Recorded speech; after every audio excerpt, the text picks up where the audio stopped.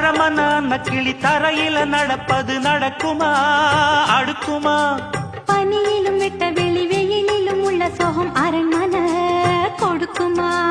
குழு குழு அறையில கொஞ்சி கொஞ்சி தவழ்ந்தது குடிசைய விரும்புமா? சிலு சிலு சிலுவின இங்கிருக்கும் காத்து அங்க அடிக்குமா கிடைக்குமா? பளிங்கு போலவும் வீடு வழியில பள்ளம் மேடு வரப்பு மேடும் வயலோடும் பறந்து போவேன் பாரு. அதிசயமான பெண்தானே புது சோகம் தேடி வந்தேனே. போவோமா?